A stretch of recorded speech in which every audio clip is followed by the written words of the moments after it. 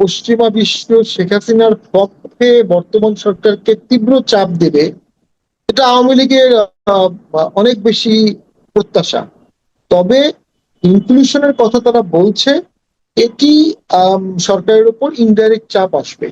পাশাপাশি প্রতিবেশী রাজ্য ইন্ডিয়া অবশ্যই চাবে যে এই যে অনেক অসংখ্য লোক ভারতে পলাতক আছে অথবা আওয়ামী লীগ রিভাইভ নাই, এইটার একটা পলিটিক্যাল সলিউশন ভারত চাবে। এবং ভারত আর আমেরিকা যদি একটা জিনিস চায়, সেটি বাংলাদেশে অবশ্যই একটা বড় চাপের ক্রিয়েট করবে। আওয়ামী লীগ ফিরলে শুধু আমাদের লাভ হবে কেন, আওয়ামী লীগ ফিরলে এনসিপির লাভ হবে। আওয়ামী লীগ ফিরলে জনাব তারেক জিয়া এনসিপি কে ডেকে তার গণভবনে পোলাও মাংস রোস্ট খাওয়াবে। শেখ হাসিনা ফেরার ঘোষণা দেওয়ার সাথে সাথেই যত ছোট দল ছিল সবাইকে ডেকে উনি মিটিং করেছেন সাথে সাথে, এবং অনেকে মন্ত্রীও বানাবেন সামনে হয়তো বা। কারণ ওই যে রাজনীতিতে যখন সকল ফ্যাক্টর থাকে, তখন সকলেই একটা কম্পিটিশন, একটা বার্গেনিং এর পজিশনে থাকে। এটাই তো গণতন্ত্রের বিউটি। লাভ হবে জামাতের, জামাত আর বিএনপির কোনো ফাটল থাকবে না। জামাত বিএনপি এনসিপি এক হয়ে যাবে আওয়ামী লীগের সাথে, হয়তো বা সম্পূর্ণ এক হয়ে যাবে। তো সেদিক থেকে আওয়ামী লীগের আসা মাত্রই দেশের পলিটিক্যাল চিত্র চেঞ্জ হয়ে যাবে এবং সকলের বেনিফিট হবে। তবে কোনো অবস্থাতেই সরকার ওই রাস্তায় যেন না হাঁটে যেটা আওয়ামী লীগ ব্যর্থ হলেও একটা আন্দোলন, একটা যুদ্ধ করার চেষ্টা করে। আওয়ামী লীগের মধ্যে রোমান্টিসিজম আছে, তারা ৭১-এর ইনকারনেশন করতে চায়, আবার ৭১-এর মতো একটা যুদ্ধ করব, দেশের স্বাধীনতা সার্বভৌমত্ব তৈরি করব। যেহেতু দেশটা শার্প দুভাগে ভাগ হয়ে গেছে, ৭১-এর পক্ষে, ৭১-এর বিপক্ষে, এবং সেই যুদ্ধ যদি আওয়ামী লীগকে করতেই হয়, কোনো একদিন আওয়ামী লীগ জনপ্রিয়তাও পাবে। ৭১-এর এক্সটেন্ডেড ৭১ সকলেই আলটিমেটলি আওয়ামী লীগের পতাকার তলে আসতে বাধ্য হবে। এবং রিস্ক থাকবে, বিএনপি একটা সফট দল হিসাবে মার্চ হয়ে যাবে, কম্প্রোমাইজ হয়ে যাবে, কাস্টমাইজ হয়ে যাবে। এমন হতে পারে বাংলাদেশের দুটো শক্তি আছে, একটা প্রো আওয়ামী লীগ, একটা অ্যান্টি আওয়ামী লীগ জামাত। বাংলাদেশে শেখ হাসিনা ডিসেম্বরে দেশে ফেরার ঘোষণার পর থেকেই ঠিক কি সূত্রে কোন পরিসর তৈরি হওয়ার প্রতিশ্রুতির কারণে কিংবা আন্তর্জাতিক মহলের কোন সবুজ সংকেত পাওয়ার কারণে শেখ হাসিনা ভাবছেন যে সত্যি তিনি ডিসেম্বরের মধ্যে দেশে ফিরতে পারবেন এবং আওয়ামী লীগের ওপর থেকে রাজনৈতিক কার্যক্রমের নিষেধাজ্ঞাটা উঠে যাবে, এই নিয়েই বাংলাদেশের রাজনৈতিক পরিসরে মূল আলোচনাটা চলছে যে সত্যি কি শেখ হাসিনা ফিরতে পারবেন, আওয়ামী লীগ রাজনীতিতে ফিরতে পারবে। অন্তর্ভুক্তিমূলক রাজনীতির প্রসঙ্গ যখনই আসে তখন আরেকটি যে দল আওয়ামী লীগের মতোই নিষেধাজ্ঞার শিকার না হলেও মোটামুটি ভাবে আসলে একেবারেই কোণঠাসা হয়ে পড়েছে আওয়ামী লীগের পতনের পর থেকেই, সেটি জাতীয় পার্টি। জাতীয় পার্টিকেও রাজনৈতিক কার্যক্রমে পুরোদমে ফিরিয়ে ক্ষেত্রে অনেক পক্ষ থেকে আলোচনা চলছে, এমন সংবাদও নানাভাবে ভেসে আসছে। শেখ হাসিনার ঘোষণা, তারপর সার্জিও গোরের সফর, এই সবই শেখ হাসিনার ডিসেম্বরে দেশে ফেরার বিষয়টি বোধহয় খুবই বাস্তব, সেটা এক পক্ষকে বিশেষভাবে বিশ্বাস করতে এক রকমের উৎসাহিত করছে। সত্যি কি বাংলাদেশে আবারও অন্তর্ভুক্তিমূলক রাজনীতির একটা পরিবেশ সৃষ্টি হওয়ার সম্ভাবনা দেখা যাচ্ছে, নাকি শেখ হাসিনা এই যে বলছেন সেটা তাকে আসলে এক রকমের পট পরিবর্তনের মাধ্যমেই ফিরতে হবে, শান্তির মাধ্যমে অন্তর্ভুক্তিমূলক রাজনৈতিক পরিবেশ এই সরকার ঠিক করে দেবে বা সৃষ্টি করবে, এর কোনো ইঙ্গিত মিলছে? এসব প্রসঙ্গে আলোচনায় আমার সঙ্গে যুক্ত হয়েছেন জাতীয় পার্টির মহাসচিব ব্যারিস্টার শামীম হায়দার পাটোয়ারী। ব্যারিস্টার শামীম হায়দার পাটোয়ারী, আপনাকে স্বাগত জানাই। শামীম হায়দার পাটোয়ারী, আপনার কাছে আমার প্রশ্ন যে এই যে আওয়ামী লীগ তো খুব জোরে সোরে বলছেন, মানে শেখ হাসিনা তাদের নেত্রীই বলে দিয়েছেন তারা ডিসেম্বরের মধ্যে ফিরবেন, মানে আপনি কোনো সম্ভাবনা দেখছেন, কোনো ইঙ্গিত দেখছেন? দেশে বিদেশে নানা রকম ইঙ্গিতের কথাই তো আলোচিত হচ্ছে যে একটা অন্তর্ভুক্তিমূলক রাজনৈতিক পরিবেশ বাংলাদেশে খুব শিগগিরই তৈরি হবে। যে আমরা যদি একটু অতীতে যাই, 15ই আগস্ট বঙ্গবন্ধুকে সপরিবারে হত্যা করা হলো, যেটাকে অনেকে বলেছে কিছু সেনা সদস্য দ্বারা এভাবে বলা হয়, কেউ সেনা রেভলিউশন বলে, কেউ হত্যাকাণ্ড বলে। ওখানে 10 বছরের শিশুকেও হত্যা করা হয়েছিল। এটা নিয়ে আওয়ামী বিরোধীরা কখনো কোনো প্রতিবাদ করেনি, নবরী, জামাতে করেনি, বিএনপিও করেনি। এরও 6 বছর পরে শেখ হাসিনা কিন্তু দেশে ঢুকেছিলেন, 6 বছর পরে। এবং 75-এর 15ই আগস্ট অবভিয়াসলি ভিকটিম ছিল আওয়ামী লীগ, ভিকটিম ছিল শেখ পরিবার। তারপরও শেখ হাসিনার 6 বছর লেগেছে এবং এই 6 বছরে এর মধ্যে একটা পট পরিবর্তন হয়ে খন্দকার মোশতাক আসলেন ক্ষমতায়, তারপরে খালেদ মোশাররফ আসলেন, তারপরে 7 তারিখে তাহের আসলেন, তাহেরের পরে জিয়া আসলেন, জিয়া আসার শেষের দিকে এসে শেখ হাসিনা ঢুকলেন 6 বছরে। সেটা এবার 6 বছর লাগবে না, প্রথম কথা। কারণ জুলাই আন্দোলনের পরে আমরা যেটা অনুভব করেছিলাম, অবশ্যই আওয়ামী লীগ ইতিহাসের মধ্যে সর্বোচ্চ বিপর্যয়ের মুখে পড়েছিল 5ই আগস্টের পরে। অনেকেই পালিয়ে গিয়েছিল, 3টা ফার্সিক্যাল ভোটের দায় তার উপরে আছে, আন্দোলন দমনে রক্তপাত ঘটানোর অভিযোগ তার বিরুদ্ধে আছে। কিন্তু in the meantime Sheikh হাসিনাকে ছাড়া, আওয়ামী লীগকে ছাড়া একটা ভোট হবে একতরফা, এটা কিন্তু ওই আন্দোলনের সময় আগে পরে কেউ আমরা কনটেম্পলেশন করি নাই। কারণ সুষ্ঠু ভোট, ফেয়ার ভোট, ইনক্লুসিভ ভোটের জন্যই আন্দোলন হয়েছে। আওয়ামী লীগের মধ্যে সবচেয়ে বড় অভিযোগটা তো এটাই ছিল যে 14 সালে তারা সুকৌশলে একতরফা ভোট করেছে, আবার 24 সালেও তারা একতরফা ভোট করেছে, 18 সালে রাতের ভোট করেছে। তবে একটু পার্থক্য আছে, আওয়ামী লীগ কিন্তু বিএনপিকে ব্যান করেনি। মানে বিএনপি চাইলে পার্টিসিপেট করতে পারতো, কিন্তু এমন একটা পরিবেশ আওয়ামী লীগ তৈরি করেছে, বিএনপি সেখানে আত্মহত্যা করেনি বা অংশগ্রহণ করেনি। এবারের প্রেক্ষাপটটা ছিল এক্সিকিউটিভ অর্ডার, টেম্পোরারি অস্থায়ী একটা এক্সিকিউটিভ অর্ডার, সেটা দিয়ে স্থায়ী একটা ভোটে আওয়ামী লীগকে সরিয়ে দেওয়া হয়েছে। এরপরে যেটা প্রোপাগান্ডা বলা হয়েছে যে আওয়ামী লীগ রিলেভেন্ট না, জাতীয় পার্টি রিলেভেন্ট না, কিন্তু শেখ হাসিনা একটা ঘোষণা দিয়ে দেখিয়ে দিয়েছে আওয়ামী লীগ এখনো অত্যন্ত রিলেভেন্ট। শেখ হাসিনা এখনো অত্যন্ত রিলেভেন্ট এবং তার পক্ষে ন্যারেটিভস তৈরি করে ফেলেছে। তার পক্ষে একটা প্রোপাগান্ডা, তো প্রোপাগান্ডা ভালো অর্থে বলছি, তার পক্ষে তৈরি হয়ে গেছে। যখন রাজনীতিতে আপনি একটা ন্যারেটিভস তৈরি করে ফেলবেন, এই ন্যারেটিভসটা টিকে গেছে, আপনি ওয়াইপ আউট করতে পারলেন না, এই ন্যারেটিভস এর ফিজিক্যাল ম্যানিফেস্টেশন অর্থাৎ পার্টির আত্মপ্রকাশ, এটা হবেই। এখন ডিসেম্বরেই ফিরবে কিনা, কেউ তো বলছে নভেম্বরে ফিরবে, কেউ বলছে মার্চে ফিরবে, কেউ বলছে ফেরার সাথে সাথেই ফাঁসির দড়িতে যাবে। একটা ন্যারেটিভসও পলিটিক্যাল সায়েন্সের ভাষায় শুদ্ধ হওয়ার কোনো কারণ নাই।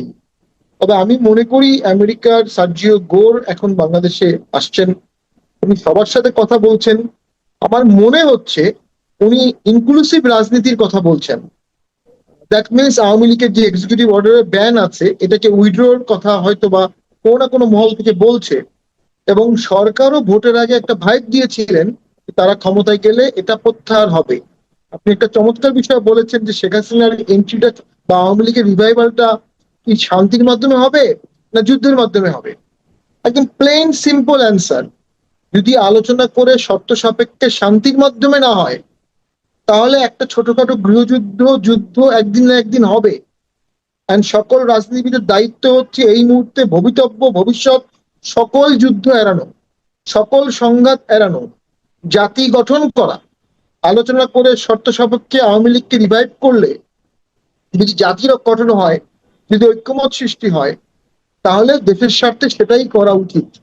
আর যদি আওয়ামী লীগকে ব্যান রেখে আমরা ভবিষ্যতে অর্থনীতি ধ্বংস হয়ে যায়, মানুষ মারা যায়, রক্তপাত হয়, দুই পক্ষের আন্দোলন হয়, দুই পক্ষের যুদ্ধ হয়, দেশে অস্ত্র ঢুকে, বর্ডারের সমস্যা হয়, সেটা কেন রাজনীতিবিদ সেই পথ বেছে নেবে?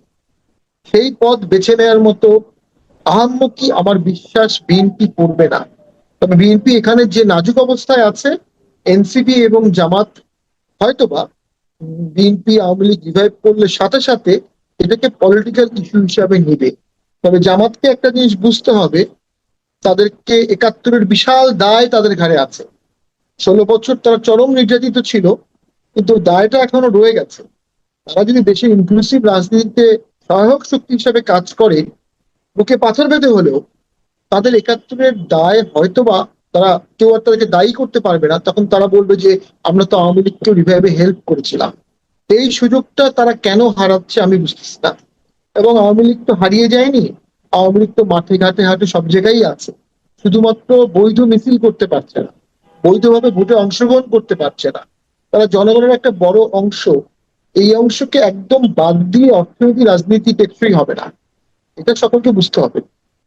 কিন্তু ধন্যবাদ। সরকার তো সেটা বুঝতে পারছে না, সরকার তো এটা বুঝতে পারছে না, একরকমের সেই ইঙ্গিতই দিচ্ছেন। কারণ এমন প্রত্যাশা তো ছিল নির্বাচিত সরকারের কাছ থেকে যে আসলে পরে আপনারা, যারা নিষেধাজ্ঞা তো আপনাদের বিরুদ্ধে নাই, কিন্তু আপনারাও কি আসলে মিছিল মিটিং করতে পারছেন স্বাধীনভাবে? তো এবং আপনি ফার্সিক্যাল ইলেকশন বলেছেন, যে আওয়ামী লীগ ফার্সিক্যাল ইলেকশনের কারণে আজকে মানে এই দশায় পড়েছে। সেই ফার্সিক্যাল ইলেকশনে আপনারা অংশ নিয়েছিলেন তিনটাতেই, সেটাই আপনাদের বিরুদ্ধে দায়েরও একটা, এবং প্রধান বিরোধী দল হয়েছিলেন আপনাদের বিষয়ে দায়েরও, তো সেটাই একটা কারণ। তো এরকম মানে আপনার ভাষায় ফার্সিক্যাল ইলেকশন করার দায় যাদের ওপর, আহ, সেই মানে প্রধান দল যেটা আর কি আওয়ামী লীগ, সেই আওয়ামী লীগ আবার এত দ্রুত ন্যারেটিভ তৈরি করে ফেলতে পারলো কবে আসবেন কবে আসবেন শেখ হাসিনা, সেটাই বাংলাদেশের রাজনীতির মূল বিষয় হয়ে গেল। মানে কি হলো তাহলে? তাহলে ওই মানে জুলাই আগস্টে 2024-এ কি হলো? মানে তাহলে কি আসলেই মানে নির্বাচনের কারণেই এই দায়, আওয়ামী লীগের ভুলেই এই দায়? তাহলে মানুষ সেগুলো মনে রাখছে না কেন এখন, আওয়ামী লীগের অপেক্ষা করছে কেন?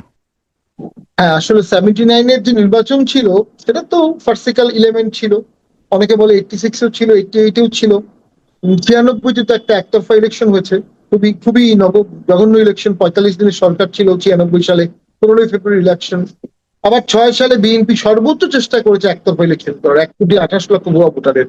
তো আপনার সাথে আমি একদিকে একমত যে আসলে ফার্সিক্যাল ইলেকশনের দায় তো সকলেরই বেশি, কিন্তু আওয়ামী লীগ যেহেতু কনজিকিউটিভ একটা টার্ম ছিল 8 থেকে 24, সেখানে অনেক কিউমুলেটিভ দায়টা অনেক বেশি হয়ে গেছে। হ্যাঁ, কেন দ্রুত আওয়ামী লীগ ব্যাক করতে পারলো, মানে ন্যারেটিভসে ব্যাক করতে পারলো? একটা কারণ হচ্ছে যে মহান জুলাই যোদ্ধারা, যাদেরকে আমরা ন্যাশনাল হিরো ভেবেছিলাম, যাদেরকে কেন্দ্র করে সমস্ত মিডিয়া আবর্তিত হতো, যাদের পিছনে হাজার মানুষ ছুটতো, তাদের একটা বিশাল অংশকে আমরা করাপ্টেড দেখলাম।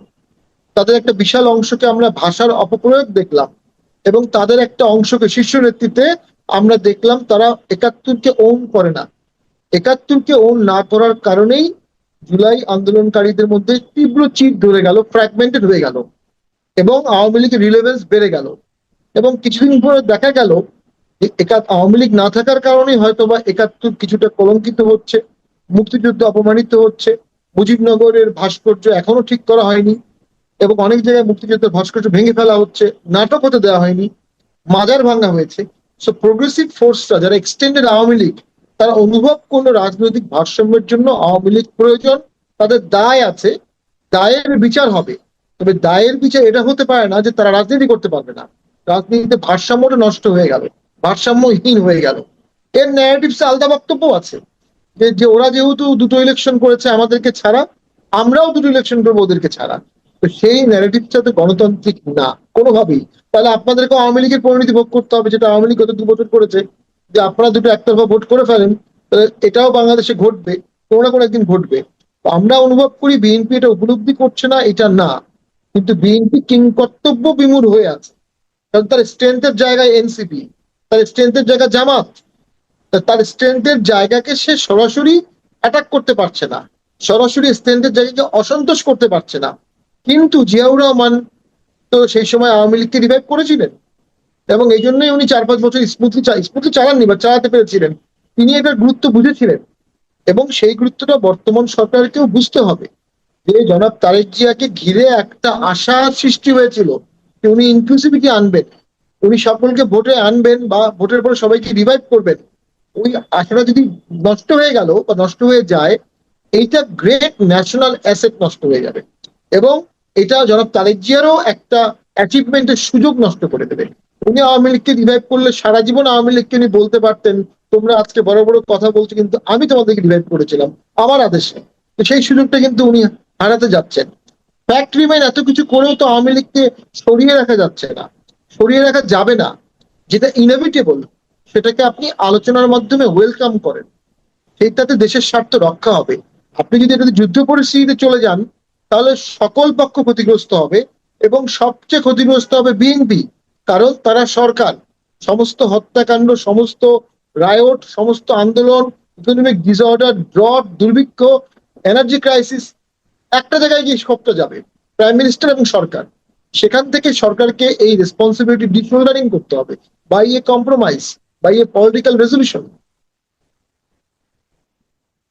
আপনাদের সাথে তো নানা রকম আন্তর্জাতিক পক্ষের আলোচনা হচ্ছিল, মানে সেই কমনওয়েলথ মহাসচিব এসেছেন পর থেকে নানা জনেই আপনাদের সঙ্গে সাক্ষাৎ করেন, এবং এক রকমের যে মানে এই যে অন্তর্ভুক্তিমূলক নির্বাচন, অন্তর্ভুক্তিমূলক রাজনীতির কথা যারাই বলেন, আপনারা কি ইঙ্গিত পাচ্ছেন? মানে শেখ হাসিনার এই যে ঘোষণাটা, যে আওয়ামী লীগ এবং তিনি একা ফিরবেন না, তিনি দলে বলে ফিরবেন, আরো নেতাদের নিয়ে ফিরবেন, দেশের যারা মামলা হামলায় জর্জরিত তারাও আসবেন, সবাই মিলে তারা আদালতে আত্মসমর্পণ করবেন। মানে উনি বলছেন না যে উনি মুক্ত থাকবেন, আইন বিচার উঠে যাচ্ছে সেটাও বলছেন না, বলছেন মানে ওনাকে মেরেও ফেলা হতে পারে কিন্তু তিনি আসবেনই, মানে এই পরিসরটা সৃষ্টি হয়ে যাবে এটা যে ধারণা করছেন। উনি তো একটা মানে দীর্ঘদিনের অভিজ্ঞ রাজনীতিবিদ, মানে পরিসর সৃষ্টির ইঙ্গিতটা কোথা থেকে পাচ্ছেন? আপনারা পাচ্ছেন সেই ইঙ্গিত?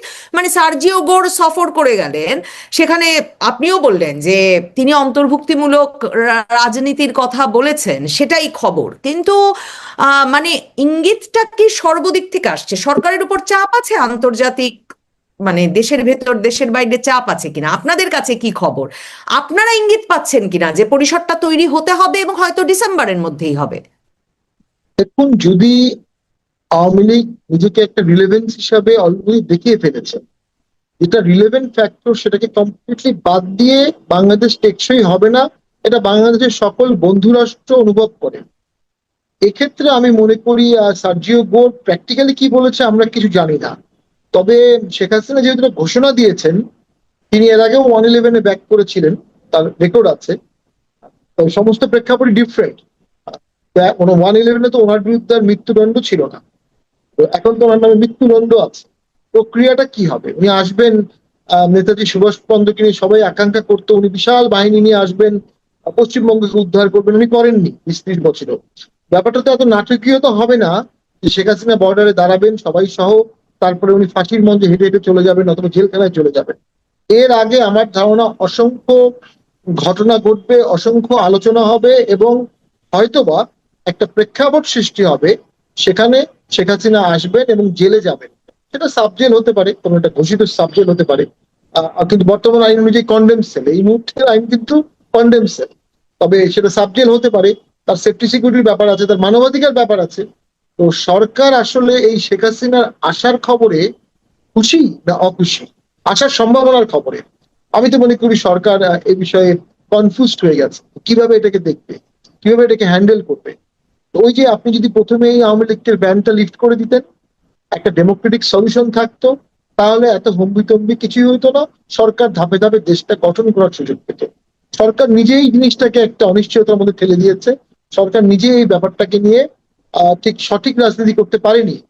শেখ হাসিনা ডিসেম্বরের মধ্যে আসবেন, না হয় জানুয়ারিতে আসবেন, আসার সম্ভাবনা আমি দেখি। একেবারে আসবেন না এমনটা আমরা বলতে পারি না, অতীত নিদর্শন আছে। উনি যখন 81 সালে আসছিলেন তখনও তার জীবনের ঝুঁকি ছিল, উনি 2008 সালে যখন আসছেন তখনও তার ঝুঁকি ছিল, 21শে আগস্ট যখন ঘটেছে ওনাকে মারার চেষ্টা করা হয়েছে, তারপরে উনি 22 তারিখেই রাজনীতি করেছেন। উনি জীবনের ঝুঁকি নিয়ে ডিসিশন নিতে পারেন। তার সঠিক সিদ্ধান্ত, সব সিদ্ধান্ত ঠিক এটা বলবো না, কিছু নিষ্ঠুর সিদ্ধান্ত নিয়েছেন উনি, কিন্তু অসংখ্য সাহসী সিদ্ধান্ত আছে, এবং দেশের উন্নয়নে তার বড় বড় অনেক কাজ আছে। আওয়ামী লীগের ফিরে আসায় এটাও কাজ করছে, বড় বড় ইনফ্রাস্ট্রাকচার দিয়ে মানুষ যখন যাচ্ছে এবং দেখছে, এরকম ইনফ্রাস্ট্রাকচার 2 বছরে ডক্টর ইউনুস করতে পারেনি, একটাও করতে পারেনি, 2 বছরে একটা করা যেত। বর্তমান সরকারও করতে পারবে এরকম আলামত আমরা দেখছি না। তো স্বাভাবিকভাবেই শেখ হাসিনা এবং আওয়ামী লীগের রিলেভেন্স বাড়ছে, এবং তারা সবসময় এদেশের একটা সার্টেন পিপলকে কন্টেইন করে।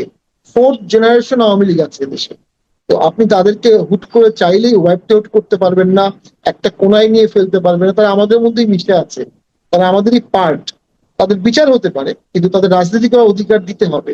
এটা too basic to democracy, too basic to politics. এখন মানে আপনি যে প্রশ্নটা বারবারই এড়িয়ে যাচ্ছেন যে মানে কোথাও থেকে ইঙ্গিত পাচ্ছেন কিনা যে একটা পরিসর তৈরি হতে পারে, আপনারা আপনাদের মানে মানে ওপর থেকে মানে আপনারা কি রাজনীতিটা যথেষ্ট খোলামেলা ভাবে করতে পারছেন কিনা, জাতীয় পার্টি কেমন বোধ করছে, আর আপনাদের যেসব পক্ষের সঙ্গে আলাপ হচ্ছে সেখান থেকে কি ধরনের মানে নির্বাচনের আগেও তো অনেক জায়গায় কথা হয়েছে, অনেক ক্ষেত্রে তো আপনাদের বিদেশিদের সঙ্গে বৈঠকের পরে প্রেস মানে ব্রিফিংও এসেছে, মানে রীতিমতো ছবি এসেছে, প্রেসে খবরও এসেছে। মানে কি বলেন তারা, তাদের দিক থেকে কোনো চাপ আছে? আর আওয়ামী লীগের সাথে আপনাদের কোনো যোগাযোগ হলো? মানে বাংলাদেশে আওয়ামী লীগ ফিরবে, ফিরলে তো নিশ্চয়ই জাতীয় পার্টির জন্য খুব সুবিধা হবে, কারণ একটা অন্তর্ভুক্তিমূলক পরিসর তৈরি হবে আবার। মানে আপনাদের ভেতরেও কোনো আলাপ হলো কিনা? দেখুন না, ওই আপনি যেটা বলছেন প্রথম প্রশ্নটা, দেখুন আমি মনে করি পশ্চিমা বিশ্ব শেখ হাসিনার পক্ষে বর্তমান সরকারকে তীব্র চাপ দেবে, এটা আওয়ামী লীগের অনেক বেশি প্রত্যাশা। এত বড় প্রত্যাশার তো আমি কোনো যৌক্তিক কারণ দেখি না। এবং তবে তারা অন্তর্ভুক্তির কথা বলছে, ইনক্লুশনের কথা বলছে, সফটলি বলছে। এখন সফটলি না শুনলে তারা আগের মতো স্যাংশন দিবে, এটা কিন্তু বাস্তবসম্মত না। এবং আগে যেমন আওয়ামী লীগকে অনেককে স্যাংশন দেওয়া হয়েছিল, সেনা প্রধান, সেই সময় র্যাবের প্রধান, আইজি, র্যাবকে, সেরকম কিছু যে এখনই করবে এরকমটা কিন্তু না। তবে ইনক্লুশনের কথা তারা বলছে, এটি সরকারের উপর ইনডাইরেক্ট চাপ আসবে। পাশাপাশি প্রতিবেশী রাজ্য ইন্ডিয়া অবশ্যই চাবে যে এই যে অনেক অসংখ্য লোক ভারতে পলাতক আছে অথবা আওয়ামী লীগ রিভাইভ নাই, এইটার একটা পলিটিক্যাল সলিউশন ভারত চাবে। এবং ভারত আর আমেরিকা যদি একটা জিনিস চায়, সেটি বাংলাদেশে অবশ্যই একটা বড় চাপের ক্রিয়েট করবে। তবে হ্যাঁ, শেখ হাসিনার ঝুঁকি আছে, তীব্র ঝুঁকি আছে। এই ঝুঁকিটা উনি ওভারকাম করবেন কিভাবে এবং কোনো কোনো বিশেষ সুনির্দিষ্ট উনি ইঙ্গিত পেয়েছেন আমার এটা মনে হয় না। তবে দেশের ঘটনা প্রবাহ যেদিকে যাচ্ছে, জুলাই মাসে জুলাই যোদ্ধা তথাকথিত বলবো বা জুলাই অংশগ্রহণকারী দল এনসিপিরা কিন্তু পথে ঘাটে অপদস্থ হলেন, আমরা চোখের সামনে দেখলাম। এটাও তো কখনো প্রত্যাশিত ছিল না, হয়েছে। তো আমার ধারণা ডিসেম্বরের মধ্যে বাংলাদেশে অনেক ঘটনা ঘটবে এবং অল পলিটিক্যাল থিওরি রিশেপ হবে, পলিটিক্যাল ল্যান্ডস্কেপ চেঞ্জ হবে। যেভাবে এখন সরকার চেঞ্জ করছে, সরকার ভিন্নভাবে চেঞ্জ করবে, চিন্তা করবে, এবং অন্যান্য স্টেক হোল্ডারও ভিন্নভাবে চিন্তা করবে। নতুন করে চিন্তার মতো ঘটনা অনেক কিছুই ঘটবে। আপনাদের সাথে কোনো যোগাযোগ হয়নি আওয়ামী লীগের বা কোনো জায়গায়? মানে সার্ভাইভালের জন্য তো দুই পক্ষের আবার একত্র হওয়ার কথা, মানে সেরকম কোনো সংযোগও আপনাদের ভেতরে হয়েছে কিনা? এখন আমি সুস্পষ্টভাবে যদি বলি, আমরা যে ভোটে অংশগ্রহণ করেছিলাম, মানে স্থানীয় আওয়ামী নির্বাচন আসছে সামনে, স্থানীয় লীগ, নির্বাচনে আওয়ামী লীগ যোগ দিতে পারবে না, আপনারা পারবেন? আর আমাদের আইনগত বাধা এখনো নাই। 26-এর ভোটে আওয়ামী লীগের ইচ্ছা ছিল এবং মধ্যপন্থার অনেকে আমাদেরকে ফোনও দিয়েছিল যে আপনারা এই ভোটে অংশগ্রহণ করবেন না। তো আমরা কিন্তু অনেক চিন্তা ভাবনা করে আওয়ামী লীগের সেই কথা শুনিনি, আমরা ভোটে গিয়েছি নর্মালাইজ হওয়ার জন্য, এবং আমাদের মার্কা সেভের অনেক বিষয় ছিল। এখন আওয়ামী লীগ ফিরলে শুধু আমাদের লাভ হবে কেন? আওয়ামী লীগ ফিরলে এনসিপির লাভ হবে। আওয়ামী লীগ ফিরলে জনাব তারেক জিয়া এনসিপি কে ডেকে তার গণভবনে পোলাও মাংস রোস্ট খাওয়াবে। শেখ হাসিনা ফেরার ঘোষণা দেওয়ার সাথে সাথেই যত ছোট দল ছিল সবাইকে ডেকে উনি মিটিং করেছেন সাথে সাথে, এবং অনেকে মন্ত্রীও বানাবেন সামনে হয়তোবা। কারণ ওই যে রাজনীতিতে যখন সকল ফ্যাক্টর থাকে, তখন সকলেই একটা কম্পিটিশন, একটা বার্গেনিং এর পজিশনে থাকে। এটাই তো গণতন্ত্রের বিউটি। লাভ হবে জামাতের, জামাত আর বিএনপির কোনো ফাটল থাকবে না। জামাত, বিএনপি, এনসিপি এক হয়ে যাবে, আওয়ামী লীগ আসলে হয়তোবা সম্পূর্ণ এক হয়ে যাবে। তো সেদিক থেকে আওয়ামী লীগের আসা মাত্রই দেশের পলিটিক্যাল চিত্র চেঞ্জ হয়ে যাবে এবং সকলের বেনিফিট হবে। তবে কোনো অবস্থাতেই সরকার ওই রাস্তায় যেন না হাঁটে যেটা আওয়ামী লীগ ব্যর্থ হলেও একটা আন্দোলন, একটা যুদ্ধ করার চেষ্টা করে। আওয়ামী লীগের মধ্যে রোমান্টিসিজম আছে, তারা 71-এর ইনকারনেশন করতে চায় যে আবার 71-এর মতো একটা যুদ্ধ করব, দেশের স্বাধীনতা সার্বভৌমত্ব তৈরি করব। যেহেতু দেশটা শার্প দুভাগে ভাগ হয়ে গেছে, 71-এর পক্ষে, 71-এর বিপক্ষে, এবং সেই যুদ্ধ যদি আওয়ামী লীগকে করতেই হয়, কোনো একদিন আওয়ামী লীগ জনপ্রিয়তাও পাবে। 71-এর এক্সটেন্ডেড 71 সকলেই আলটিমেটলি আওয়ামী লীগের পতাকা তলে আসতে বাধ্য হবে, এবং রিস্ক থাকবে বিএনপি একটা সফট দল হিসাবে মার্চ হয়ে যাবে, কম্প্রোমাইজ হয়ে যাবে, কাস্টমাইজ হয়ে যাবে। এমন হতে পারে বাংলাদেশে দুটো শক্তি আছে, একটা প্রো আওয়ামী লীগ, একটা অ্যান্টি আওয়ামী লীগ জামাত। মধ্যবন্ধ দলগুলো ওয়াইপড আউট হয়ে যাবে, ডেমোক্রেটিক পরিবেশ থাকবে না। যুদ্ধ তো is not politics, politics is avoidance of war, pacification, calm down, discussion, negotiation. একই দেশ আমরা, একই মানুষ, সেটা করতে হবে।